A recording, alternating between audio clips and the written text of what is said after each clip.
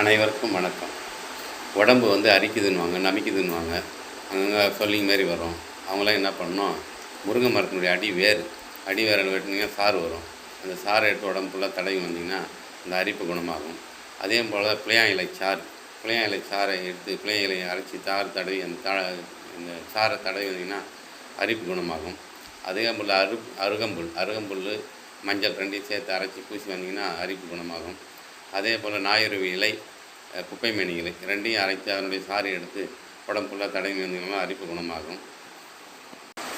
அதே போல் அக்கி வந்துச்சுன்னு அவங்க அங்கங்கே சிவந்துடும், உடம்பெல்லாம் அங்கங்கே சிவந்து புண்ணு மூலம் இருக்கும். அது அக்கின்னு சொல்லுவாங்க அந்த காலத்தில். அது வந்து கரும்பு சாறு எடுத்து தடவி வந்தாலும் அந்த அக்கி குணமாகும். அதே போல் மாசிக்காய் தேங்காய் எண்ணெயில் கலந்து மாசிக்காய் பொடி எடுத்து தேங்காய் எண்ணெயில் கலந்து தடவி வந்தாலும் அந்த அக்கி குணமாகும். அதே போல் துத்தி இலையுடைய சாறை எடுத்து நெய்யில் கலந்து தடவி வந்தீங்கனாலும் அது அக்கி குணமாகும். அதே போல் மாமரப்பட்டையை எடுத்து அரைச்சி தடவி வந்தீங்கனாலும் அந்த அக்கி குணமாகும். அதே போல் ஜீரகப்பொடி நல்ல பவுடர் ஆக்கி நம்ம தேங்காய் பாலில் கலந்து தடவி வந்தாலும் அக்கி குணமாகும். அதே போல் வந்து மூக்கிரட்டை கீரைன்னு இருக்குது, அதனுடைய சாறு எடுத்து கஷாயம் போட்டு கொதிக்க வச்சு வடிகட்டி குடிச்சுன்னு வந்தீங்கனாலும் அந்த அக்கி குணமாகும், உள்ளுக்கு குடிச்சுட்டு வந்தீங்கனாலும்.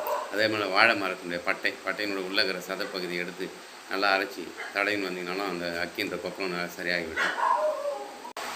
அதே போல் காக்கா வலிப்புன்னு சொல்கிறாங்க. காக்கா வலிப்புனா பிக்ஸ் மாதிரி இழுக்கும். அவங்க வந்து அகத்திப்பூ, மிளகு ஒரு சம அளவு எடுத்துங்க, பவுட்ரு ஆக்கி அரைச்சிங்க. அகத்திப்பூவையும் மிளகையும் அரைச்சி பவுட்ரு ஆக்கின்னு பசுமூத்திரத்தில் கலந்து காலை மாலை 2 வேளை குடிச்சுன்னு வந்தீங்கன்னா காக்கா வலிப்பு குணமாகும். அதே போல் சளி பிடிச்சிங்கன்னா தொண்டை கரகரன்னு இருக்கும், குரல் வளம் நல்லா வராது, குரல் அடைச்சின்னு இருக்கும், பேச முடியாது. இவங்களாம் வந்து 1 ஸ்பூன் வெந்நீரில் ஒரு சிட்டிகை பெருங்காயத்தூள் போட்டு குடிச்சுன்னு வந்தீங்கன்னா குரல் வளம் நல்லா வரும். அதே போல் ஒரு டம்ளர் வெந்நீரில் 1 ஸ்பூன் நெல்லிக்காய் சாறு குடிச்சுன்னு வந்தீங்கன்னாலும் குரல் வளம் நன்றாக வரும், தொண்டை கட்டாது.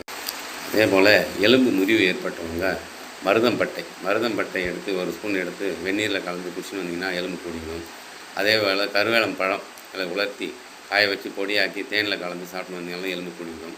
அதே போல் பிரண்டையினுடைய துளிர், முட்டையின் வெள்ளைக்கரு, உளுந்து, காட்டு மஞ்சள் இது 4ஐயும் அரைச்சி 10 போட்டாலும் எலும்பு கூடிவிடும், உள்ளுக்கும் குடிக்கலாம்.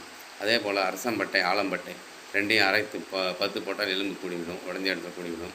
அதே போல் உளுத்தமனுடைய வேர் அரைச்சி 10 போட்டாலும் உடஞ்ச எலும்பு கூடிவிடும். நன்றி, வணக்கம்.